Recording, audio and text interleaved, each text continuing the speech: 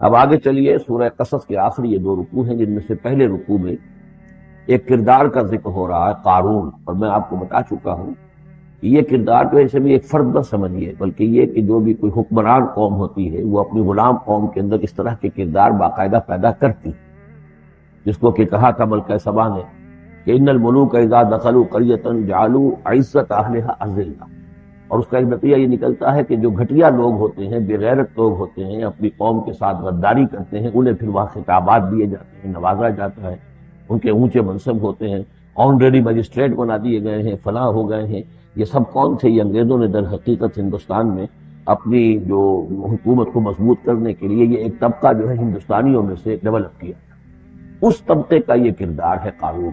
اچھا، اس قسم کے لوگوں کو پھر انگریز بڑے بڑے ٹھیکے دیتے تھے.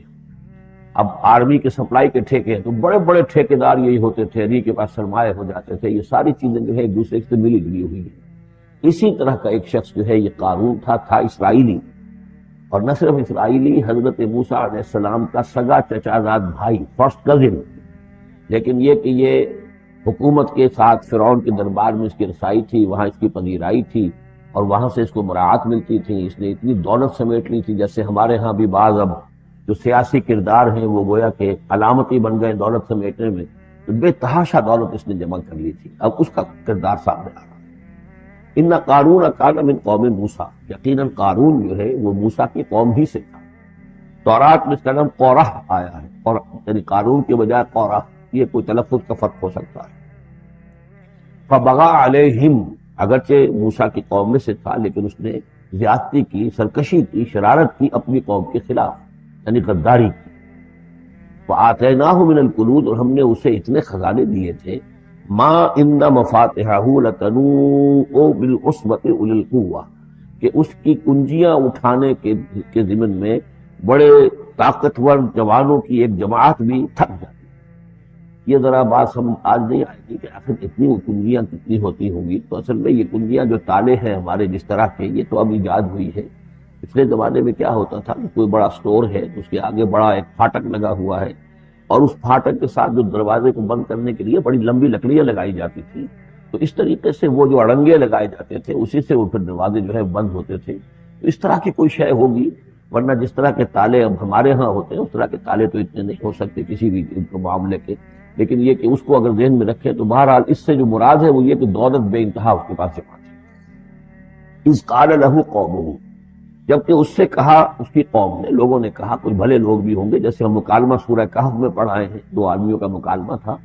ایک وہ درویش تھا اور وہ عارف باللہ تھا، اللہ پر ایمان رکھنے والا تھا، اور ایک وہ تھا کہ جو دولت میں مست ہو گیا تھا، مال مست تھا. تو وہاں کچھ لوگوں نے جو اچھے لوگ ہوں گے ان سے کہا، اس سے قارون سے، لا تفرح ان اللہ لا يحب الفرحین. یہ ذرا یہاں پر پانچ چیزیں جو آ رہی ہیں گنتے جائیے کہ ایسے لوگ جن کے پاس بہت سی دولت جمع ہو گئی ہو، ان کو ان 4-5 چیزوں کو پیش نظر رکھنا چاہیے. سب سے پہلے یہ کہ لا تفرح ان اللہ لا يحب الفرح، اس پر اتراؤ نہیں، اتراؤ مت، اللہ تعالیٰ کو اترانے والے پسند ہیں. نمبر 2، وابتغ فیما آتاک اللہ الدار الآخرہ، جو کچھ اللہ نے تمہیں دولت دی ہے تو اس سے دار الآخرہ حاصل کرنے کی کوشش کرو، اللہ کے لیے خرچ کرو تاکہ آخرت میں تمہیں اس کا اجر و ثواب ملے. تو تم گویا کہ آخرت کو خریدو گے اپنی اس دولت کے عوض. ان اللہ اشتری من المؤمنین انفسهم واموالهم بان لهم الجنہ. نمبر 3، ولا تنس نصیبک من الدنیا، معلوم ہوتا کہ بخیل بھی بہت تھا کہ وہ اپنے اوپر بھی کچھ خرچ نہیں کرتا تھا، جمع کرنے ہی کے اس کو فکر دامنگیر رہتی تھی. اور مت بھولو خود اپنا حصہ بھی دنیا میں سے، جیسے کہ ہم نے سورہ آراف میں پڑھا تھا کہ قل من حرم زینۃ اللہ التی اخرج لعبادہ والطیبات من الرزق. اگر اللہ نے کسی کو کچھ دیا ہے تو پھر وہ اچھا کھائے، اچھا پہنے، اس میں کس نے حرام کیا ہے؟ وہ رہبانیت کا انداز تو نہیں ہے. اور یہ بھی ہم پڑھ چکے ہیں سورہ الفرقان میں کہ وہ جو اللہ کے جو نیک بندے ہیں عباد الرحمن، ان کے اوصاف میں سے ہے والذین اذا انفقوا لم یسرفوا ولم یقتروا، وہ لوگ کہ جو خرچ کرتے ہیں تو نہ تو اسراف کرتے ہیں لیکن اس کے ساتھ ہی بخل سے بھی کام نہیں لیتے. تو یہ بخیلی مت کرو، اور اس جو دولت تمہیں اللہ نے دی ہے اس سے کم اپنی ذات پر بھی خرچ کرو، اچھا کھاؤ، اچھا پہنو. چوتھی چیز، وَأَحْسِن كَمَا أَحْسَنَ اللَّهُ إِلَيْكَ، اور لوگوں پہ احسان کرو، لوگوں کے ساتھ بھلائی کرو جیسے اللہ نے تمہارے ساتھ بھلائی کی ہے. اللہ نے تمہیں دولت دی ہے تو جو بھی تمہاری قوم کے یا اور دوسرے لوگ بھی ہوں، اس میں تو کوئی علیحدہ تخصیص نہیں ہے، غریبوں کا، محتاجوں کا، مسکینوں کا، ان کا جو حق ہے، وفی اموالہم حق معلوم للسائل والمحروم، تو اس میں سے یہ ہے کہ اللہ نے تم پر احسان کیا ہے، یہ دولت دی ہے تو تم لوگوں کے ساتھ احسان کرو۔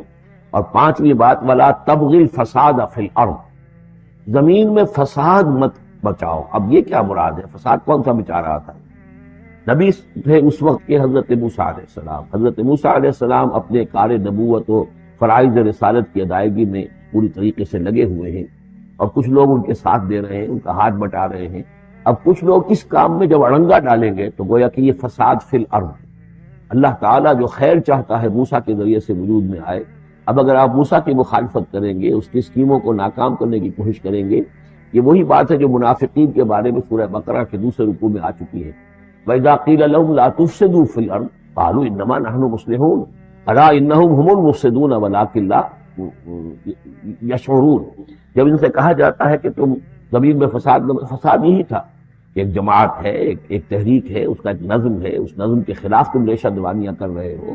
اور اگر اس کی اسکیموں کو فیل کرنے کی کوشش کر رہے ہو تو گویا کہ جو اصلاحی عمل ہے، جو انقلاب برپا کرنے کے لیے جد و جہد ہو رہی ہے، اس کو نقصان پہنچا رہے ہیں۔ ان اللہ لا يحب المفسدین، اللہ کو ایسے مفسد پسند نہیں ہے۔ تو یہ پانچ چیزیں گن لیجئے۔ نمبر ایک، لا تفرح ان اللہ لا يحب الفرحین۔ نمبر دو، وابتغ فیما آتاک اللہ الدار الآخرہ، جو کچھ اللہ نے دیا ہے اس سے آخرت کا گھر حاصل کرنے کی کوشش کرو، یعنی انفاق فی سبیل اللہ، اللہ کی راہ میں صرف۔ نمبر تین، ولا تنس نصیبک من الدنیا، خود دنیا سے بھی تم بھی اپنا حصہ حاصل کرو، اچھا کھاؤ، اچھا پہنو۔ وَأَحْسِن كَمَا أَحْسَنَ اللَّهُ إِلَيْكَ، اور خلق خدا پر بھی احسان کرو جیسے کہ اللہ نے تم پر احسان کیا ہے۔ اور نمبر پانچ، وَلَا تَبْغِ الْفَسَادَ فِي الْأَرْضِ، دین کے لیے، اللہ کی توحید کے لیے، اللہ کے دین کے لیے جو جد و جہد ہو رہی ہے اس کو تقویت پہنچاؤ، نہ یہ کہ اس کے اندر تم خلل پیدا کرنے کی کوشش کر رہے ہو۔ اعلیٰ انما اوتیتہ علی علم عندی، اس نے کہا کہ یہ دولت جو ہے تم سمجھتے ہو مجھے اللہ نے دی ہے، یہ تو مجھے دی گئی ہے میرے علم کی بنیاد پر، میرے اندر علم ہے، فہم ہے، سمجھ ہے، میری پلاننگ ہے، اس کے نتیجے میں نے دولت کمائی ہے۔ یہ ہے در حقیقت ایک مادہ پرست انسان کا، جو ایک زر پرست اور مادہ پرست انسان جو ہے وہ سمجھتا ہے میری صلاحیت، میں نے بر وقت اندازہ کر لیا تھا کہ اب مارکیٹ میں اس چیز کی ڈیمانڈ پیدا ہوگی، اور میں نے اس کے لیے بندوبست کیا، تو اب مجھے پارے نیارے ہو گئے ہیں، تو یہ میری ذہانت ہے۔ میں نے اندازہ کر لیا کہ اب یہ جو ہے اتار چڑھاؤ جو ہے بازار میں آنے والا ہے، اسی کے حساب سے میں نے کچھ خرید و فروخت کی ہے، تو مجھے دولت مل گئی ہے۔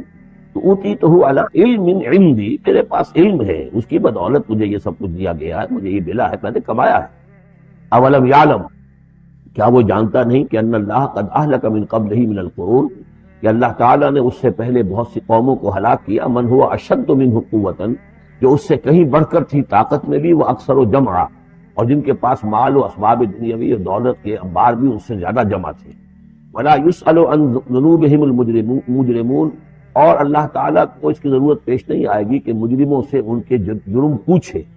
یعنی اللہ تعالیٰ کے پاس تو پورا حساب کتاب موجود ہے، اعمال نامے موجود ہیں، اسے کسی سے پوچھنے کی ضرورت نہیں ہوگی کہ تم کیا جرائم کر کے آئے۔ یہ تو گویا کہ خود اللہ کے علم میں ہے، اور اظہر من الشمس ہوگا، یہی بات سورہ رحمان میں آئے گی، فَيَوْمَئِذٍ لَا يُسْأَلُ عَنْ ذَنبِهِ إِنسٌ وَلَا جَانٌ، کسی بھی انسان سے اور کسی بھی جن سے پوچھنے کی ضرورت نہیں ہوگی، بلکہ یہ کہ در حقیقت ان کے تو ماتھے پر لکھا ہوا ہوگا، یعرف المجرمون بسیماہم ویؤخذ بالنواصی والاقدام، مجرم تو اپنے پیشانیوں سے پہچان لیے جائیں گے، اور یہ کہ پھر ان کو سر کے بالوں سے اور ادھر سے قدموں سے دو طرف سے پکڑ کر، ادھر سے سر کے بال اور ادھر سے پاؤں پکڑ کر اور ٹاس کر دیا جائے گا جہنم کے اندر۔ تو قال انما اوتیتہ علی علم عندی اولم یعلم ان اللہ قد اہلک من قبلہ من القرون من هو اشد منہ قوۃ واکثر جمعا ولا يسأل عن ذنوبهم المجرمون فخرج علی قومہ فی زینتہ۔ اب ایک دن ایسا ہوا کہ وہ نکلا اپنے پورے ٹھاٹ باٹ کا اظہار کرتے ہوئے، خدم و حشم کو لیے ہوئے، بیش قیمت کپڑے اور خلعتیں پہنی ہوئی، اور سواری کے اوپر اپنی دولت کا بھی مظاہرہ کرتے ہوئے۔ قال الذین یریدون الحیات الدنیا، تو اب جو اس معاشرے میں وہ لوگ تھے کہ جن کی نگاہوں میں، خود ان کی اپنی نگاہوں میں بھی دنیا کی زندگی کھبی ہوئی تھی، اور جو چاہتے تھے، طالب تھے دنیا ہی کے، یا لیت لنا مثل اوتی قارون، وہ کہ انہوں نے کہا کاش کہ ہمیں بھی یہ ساری چیزیں ملیں جو قارون کو ملی ہیں، جو کچھ دیا گیا ہے، اسے جو دولت دی گئی ہے، اس کے پاس جو ثروت ہے، اور اس کو جو اللہ تعالیٰ نے اس کے اوپر نعمتوں کی بارش کی ہے، کاش ہم پر بھی ہو۔ انہ لذو حظ عظیم، یہ تو بہت ہی نصیب والا ہے، بہت خوش قسمت انسان ہے یہ قارون، کتنا اس کی جو ہے سمجھیے کہ خوش بخت انسان ہے کہ اس پر اللہ کی اتنی نظر کرم ہے اور اتنی دولت اس نے کمائی ہے۔ ظاہر بات ہے کہ دولت مندوں کی دولت نظر آتی ہے، یہ لوگوں کو پتہ نہیں ہوتا یہ کمایا انہوں نے کس طور سے۔ وقال الذین اوتوا العلم، اور کہا ان لوگوں نے کہ جنہیں علم دیا گیا تھا، جو صاحب علم و فہم تھے، جنہیں معلوم تھا اصل حقیقت، فرمایا انہوں نے کہا ویلکم، تمہارے لیے خرابی ہے، ثواب اللہ خیر لمن آمن وعمل صالحا، جو شخص ایمان لائے اور نیک عمل کرے اسے جو ثواب اللہ کی طرف سے ملنے والا ہے وہ اس سے کہیں بڑھ کر ہے۔ تم حسرت کے ساتھ اس کی دولت کو دیکھ رہے ہو، اس کے ٹھاٹ باٹ کو دیکھ رہے ہو، اس کی شان و شوکت کو دیکھ رہے ہو اور تمہیں حسرت کا احساس ہو رہا ہے، اگر تم واقعتاً ایمان اور عمل صالح کی شرائط پوری کرو تو جو کچھ اللہ تعالیٰ تمہیں دے گا خود اس دنیا میں بھی، سورہ نور میں ہم پڑھ چکے ہیں، لَيَسْتَخْلِفَنَّهُمْ فِي الْأَرْضِ، حکومت ان کو دے گا، خلافت ان کی قائم کرے گا جو ایمان اور عمل صالح کا حق ادا کرتے۔ پھر آخرت میں جو ثواب ملنا ہے ظاہر بات ہے کہ اس کا تو کوئی تصور بھی تم نہیں کر سکتے۔ وَلَا يُلَقَّاهَا إِلَّا الصَّابِرُونَ، لیکن وہ جو صبر ہے، وہ جو اجر و ثواب ہے آخرت کا،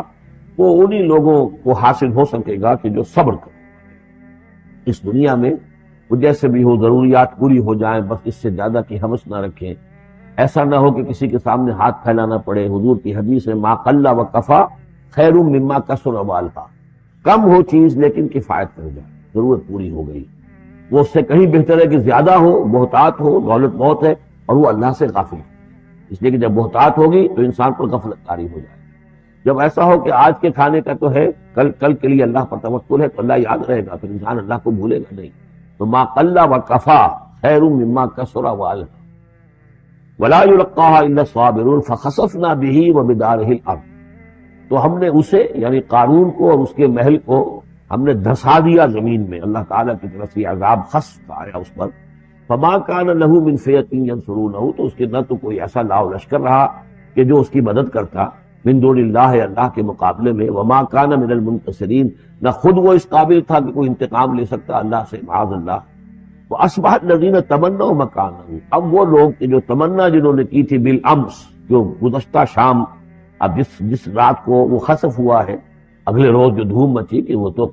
قارون کا محل جو زمین میں دھنس گیا، اس کے سارے خزانے بھی گئے، وہ خود بھی گیا زمین کے اندر، تو اب جو وہاں پر شور ہوا ہوگا تو وہی لوگ جو پچھلی شام کو تو یہ کہہ رہے تھے کاش ہمیں بھی وہی کچھ ملے جو کچھ قارون کو دیا گیا ہے، یہ تو بڑا خوش قسمت انسان ہے۔ وَأَصْبَحَ الَّذِينَ تَمَنَّوْا مَكَانَهُ، جنہوں نے یہ چاہا تھا کہ وہی مقام اور مرتبہ اور وہی چیزیں انہیں بھی مل جائیں، بالامس سے پچھلی دن، یقولون، وہ یہ کہنے لگے یہ بھائی کان اللہ یبسط الرزق لمن یشاء من عبادہ ویقدر، کہ بھئی یہ تو اللہ تعالیٰ کی طرف سے ہے کہ وہ جس کے لیے چاہتا ہے رزق شادہ کر دیتا ہے اپنے بندوں میں سے، اور جس کے لیے چاہتا ہے تنگ کر دیتا ہے یا ناپ توڑ کر دینا شروع کر دیتا ہے۔ لولا ان من اللہ علینا، اگر اللہ تعالیٰ نے ہم پر احسان نہ فرمایا ہوتا، لخسف بنا، تو ہم بھی اسی طریقے سے خسف کر دیے گئے ہوتے، یعنی ہم تو کہہ رہے تھے کہ ہم بھی اس جیسے ہو جائیں، ہمیں بھی اس کی سی دولت مل جائے، لیکن اس کی دولت کا جو انجام آج ہماری نگاہوں کے سامنے آیا ہے، لولا ان من اللہ، اگر اللہ تعالیٰ نے ہم پر یہ احسان نہ کیا ہوتا کہ ہمارے پاس وہ دولت نہیں تھی، لخسف بنا، تو ہم کو بھی اسی طریقے سے زمین میں دھسا دیا گیا ہوتا۔ وَكَأَنَّهُ لَا يُفْلِحُ الْكَافِرُونَ، خرابی، لیکن یہ جان لو کہ کافر لوگ فلاح نہیں پائیں گے، بڑی خرابی ہے، بڑی ہلاکت ہے، اور کافر لوگ جو ہے وہ فلاح نہیں پائیں گے۔